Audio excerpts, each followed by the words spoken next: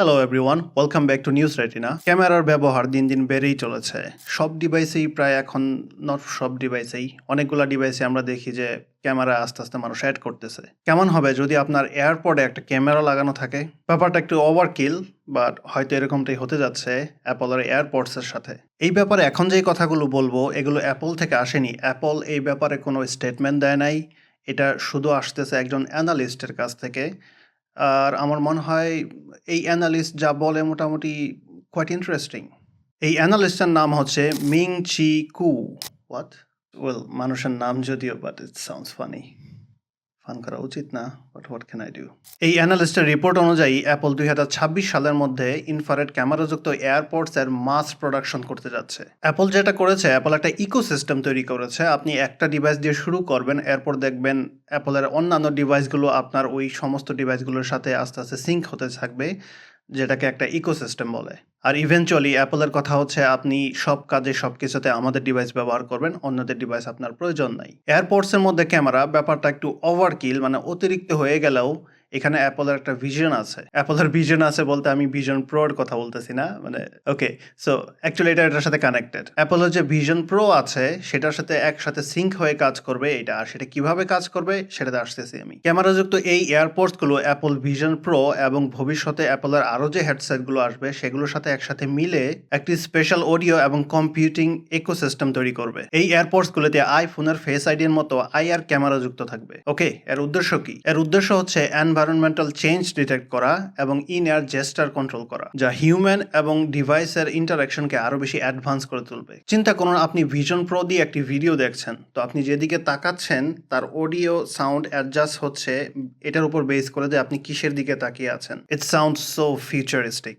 অ্যাপলের দীর্ঘদিনের manufacturing partner Foxconn প্রতি বছর এই ক্যামেরা মডিউলের 18 থেকে 20 মিলিয়ন পিস উৎপাদনের প্রস্তুতি নিচ্ছে। আর যেহেতু একজন মানুষের 2টা করে পিস লাগে, যেহেতু আমাদের কান 2টা, আনলেস আপনার কান একটা, তাহলে 20 মিলিয়ন অর্ধেক হচ্ছে 10 মিলিয়ন। 10 মিলিয়ন জোড়া উৎপাদনের প্রস্তুতি নিচ্ছে তারা। যদিও অ্যাপলের ডিভাইসগুলো অনেক দামি, তবু এই সমস্ত ডিভাইস, মানে অ্যাপলের সমস্ত ডিভাইস একসাথে সিঙ্ক হয়ে যেভাবে কাজ করে তার অভিজ্ঞতাটা সত্যি আলাদা। 2026 সালের মধ্যে হয়তো আমরা এই এয়ারপডস গুলো বাজারে দেখতে পাবো, যা আমাদের অ্যাপল ডিভাইসের সাথে ইন্টারাকশন আরো বেশি মজাদার করে তুলবে। এটাই স্পষ্ট যে অ্যাপল শুধু সাউন্ড কোয়ালিটি নয়, বরং আমরা তাদের ডিভাইসগুলোর সাথে কিভাবে ইন্টারাক্ট করি তা নিয়ে নতুন স্তরে চিন্তা করছে অ্যাপল। 2026 সাল আসতে এখনো অনেক দেরি।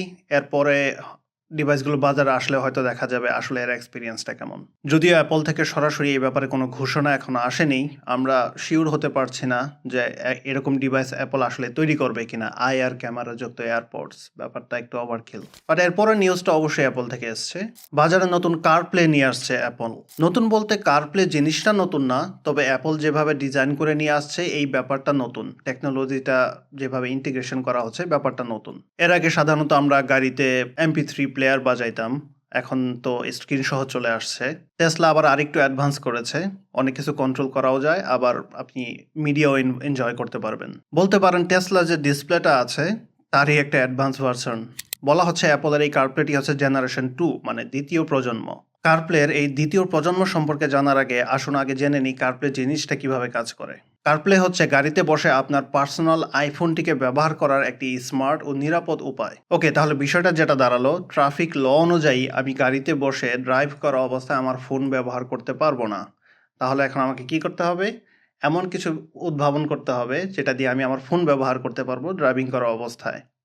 অফকোর্স, হিউম্যান নেচার, যেটা আমাদেরকে মানা করা হয় আমরা সেটাই করব। একভাবে না করতে পারলে অন্য ওয়ে ব্যবহার করব। আপনি যখন আপনার আইফোনকে কারপ্লের সাথে কানেক্ট করবেন, তখন আপনি ফোন থেকে ম্যাপ ইউজ করতে পারবেন, কল রিসিভ করতে পারবেন, মেসেজ প্রদান করতে পারবেন, মেসেজ রিসিভ করতে পারবেন। নাথিং নিউ, আমরা অলরেডি এগুলো করি। একই সময় আপনি গান শুনতে পারবেন এবং অন্যান্য অ্যাপও কন্ট্রোল করতে পারবেন। এই বিষয়টা হয়তো একটু ইম্পর্টেন্ট, কারণ বর্তমান সময়ে আমাদের গুগলের যে সিস্টেম আছে, আমরা যখন অ্যান্ড্রয়েড ফোন ইউজ করি, স্পেশালি ড্রাইভিং করা অবস্থায় যখন ম্যাপ ইউজ হচ্ছে আর ফোন গাড়ির সিস্টেমের সাথে কানেক্টেড, তখন অন্য অ্যাপ ইউজ করাগুলো খুবই কঠিন। ফোন স্লো হয়ে যায়, গরম হয়ে যায় অনেক, এই ধরনের সমস্যা বর্তমানে আছে। তাহলে পার্থক্যটা কোথায়? যেহেতু অলরেডি এই সিস্টেমটা এক্সিস্ট করে, পার্থক্যটা হচ্ছে এই সব কিছু করার জন্য আপনার ফোন আপনার হাতে থাকা লাগবে না। আপনি গাড়ির সিস্টেম থেকে, CarPlay থেকে ফোন কন্ট্রোল করতে পারতেছেন। আর অবশ্যই এই প্রত্যেকটা কাজ করার জন্য Apple-এর Siri আপনাকে হেল্প করবে। Siri হেল্প তখনই করবে যখন Siri আমার কথা বুঝবে। বেশিরভাগ সময় সে আমার কথাই বুঝে না আমি কি বলি। আর অবশ্যই Apple-এর Siri থেকে Google-এর স্পিচ রেকগনিশন অনেক বেশি বেটার। গাড়ি প্রস্তুতকারী যে বিভিন্ন কোম্পানি আছে, এরকম প্রতিটি আলাদা, আলাদা কোম্পানির জন্য আলাদা করে ডিজাইন করা হয়েছে এই CarPlay-টি, যা আপনার গাড়ির গঠন এবং ব্র্যান্ডকে রিপ্রেজেন্ট করবে। শুধুমাত্র গাড়ির রেডিও বা তাপমাত্রা নিয়ন্ত্রণ নয়, আপনি গাড়ির অন্যান্য ফাংশনগুলোও কন্ট্রোল করতে পারবেন এই CarPlay থেকে। এবং বিভিন্ন উইজেট থেকে শুরু করে কিউরেটেড গেজ, ক্লাস্টার ডিজাইন সবকিছু এই অ্যাডভান্স টেকনোলজি দ্বারা কন্ট্রোল করা যাবে। এই CarPlay আপনার আইফোনের অন্যান্য অ্যাপগুলোও সাপোর্ট করবে। ওকে, হুইচ মেক সেন্স। CarPlayটা বানাইছে অ্যাপল, তো অ্যাপলের অন্যান্য অ্যাপগুলো সাপোর্ট করবে। এটা খুব চমকপ্রদ কিছু না, কিন্তু মজার ব্যাপার এইখানে গাড়ির প্রস্তুতকারকদের নিজস্ব যে অ্যাপগুলো আছে সেগুলো সাপোর্ট করবে, যাতে আপনি গাড়ির অন্যান্য সব ফিচারগুলো কন্ট্রোল করতে পারেন এই CarPlay থেকে। CarPlay ডিসপ্লেতে আপনি কোনো কিছু কিভাবে দেখবেন সেটা আপনি আইফোনের সেটিংস থেকেই কন্ট্রোল করতে পারবেন। সব মিলিয়ে ব্যাপারটা আন্দাজ করা যায় আইফোন ব্যবহার করাটা কতটা স্মার্ট এবং অন্যরকম একটা অভিজ্ঞতা তৈরি করবে, যেহেতু ফোন এবং গাড়ির সিস্টেম সব সিঙ্ক হয়ে একই সাথে কাজ করবে। আর সাথে Siri তো থাকছেই হেল্প করার জন্য। CarPlay এর ধারণাটি iPod Out নামক iOS 4 এর উপর ভিত্তি করে ডিজাইন করা হয়েছিল, আর এটি ডেভেলপ করা হয়েছিল অ্যাপল এবং BMW এর সমন্বিত একটি প্রচেষ্টার মাধ্যমে। WWDC 2022-এ অ্যাপল CarPlay টি আনুষ্ঠানিকভাবে প্রদর্শন করা হয়, এবং অবশ্যই এটি একটি সম্পূর্ণ নতুন সংস্করণ, যেটাতে আপনি গাড়ির সমস্ত ফাংশন কন্ট্রোল করতে পারতেছেন একটা ডিভাইস থেকে। এটাতে আপনি গাড়ির সব ধরনের স্ট্যাটিস্টিক্সে অ্যাক্সেস করতে পারতেছেন, গাড়ির ফিউল কি পরিমাণ আছে, যদি ইলেকট্রিক হয় গাড়ির চার্জ কি পরিমাণ আছে, স্পিড কত, টেম্পারেচার কত, যত ধরনের স্ট্যাটিস্টিক্স আছে সবকিছুতে আপনি অ্যাক্সেস করতে পারতেছেন। একই সাথে একাধিক ডিভাইসও কানেক্ট করতে পারতেছেন। অ্যাপল জানায় নতুন এই CarPlay 2024 সালের শেষের দিকে বাজারে আসতে পারে। গাড়ি নির্মাতারা যারা নতুন এই CarPlayটি তাদের গাড়ির মধ্যে ইন্টিগ্রেট করার আগ্রহ দেখিয়েছে, তাদের মধ্যে রয়েছে Audi, Acura, Ford, Honda, Infiniti, Jaguar, Land Rover, Lincoln, Mercedes-Benz, Nissan, Polestar, Porsche, Reynold এবং ভলভো।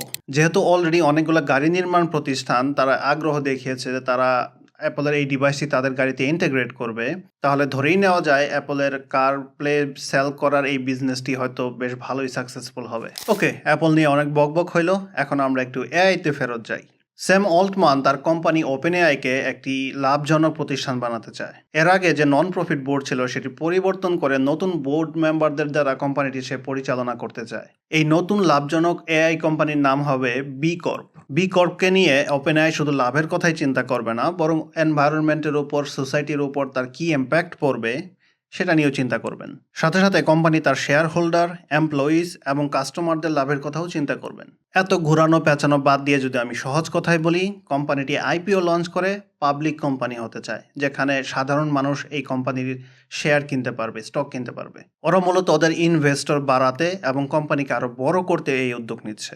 এতে করে যেমন কিছু সুবিধাও আছে, কিছু অসুবিধাও আছে।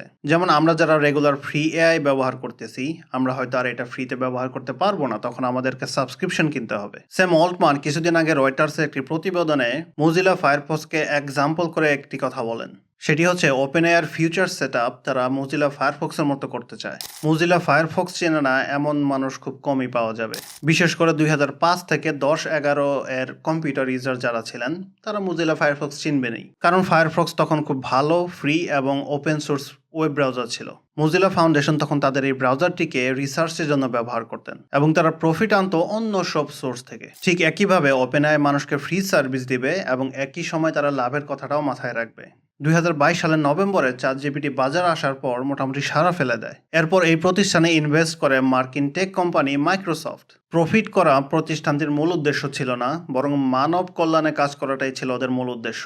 কিন্তু মাইক্রোসফট যখন ইনভেস্ট করে, এরপরে ওপেনএআই ওদের মুনাফার দিকেই বেশি দিন দিন ঝুঁকে পড়ছে, বেশি মনোযোগ দিচ্ছে তারা কিভাবে আরো বেশি মুনাফা করতে পারে। তো আগে যেই থিওরি ছিল যে মানব কল্যাণে আমরা কাজ করব, আমরা প্রফিটের দিকে যাব না, সেটা মোটামুটি ভুলতে বসেছে ওপেনএআই। যেহেতু অনেক বড় একটা ইনভেস্টমেন্ট মাইক্রোসফট থেকে ওপেনএআই নেয়, তো ওদের যে চুক্তি ছিল যে ওরা মানব কল্যাণে কাজ করবে, সেই চুক্তির সীমা লঙ্ঘন হয়।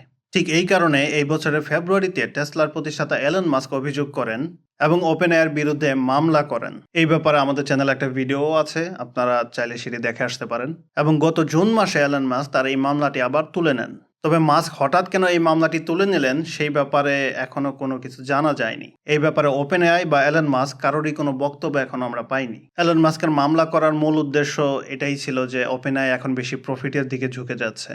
যাই হোক, OpenAI এলন মাস্কের এই দাবিকে ইলুশন বা কল্পনা বলে চালিয়ে দিলেও তিনি একমাত্র ব্যক্তি নন যিনি OpenAI-এর নেতৃত্ব এবং দিক নির্দেশনা নিয়ে প্রশ্ন তুলেছেন। এআই বা কৃত্রিম বুদ্ধিমত্তার ঝুঁকি নিয়ে কয়েকজন বোর্ড মেম্বারের উদ্বেগের কারণে গত বছর স্যাম অল্টম্যানকে সাময়িকভাবে বহিষ্কার করা হয়। তবে OpenAI-এর প্রধান বিনিয়োগকারী মাইক্রোসফটের কারণে কিছুদিন পরেই সে তার আবার আগের অবস্থানে ফিরে আসেন। রিসেন্টলি OpenAI থেকে পদত্যাগ করেন এআই সিকিউরিটি নিয়ে কাজ করা গুরুত্বপূর্ণ কিছু ব্যক্তিরা। তাদের কথা হচ্ছে OpenAI এআই সিকিউরিটিগুলো ভালো করে পর্যবেক্ষণ না করেই বিভিন্ন প্রোডাক্ট বাজারে আনতেছে। ওকে, তাই যদি হয় অবস্থা, তাহলে তো এআই ব্যবহার করাটা একটু ভয়ঙ্কর ব্যাপারই।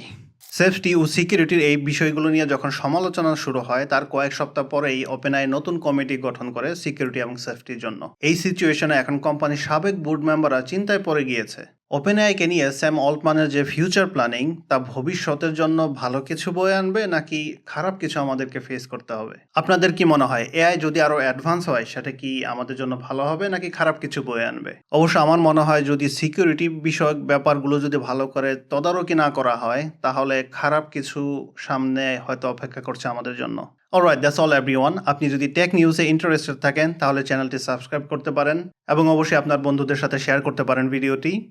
আপনাদের সাথে আবার দেখা হবে পরবর্তী ভিডিওতে। Take care, bye by.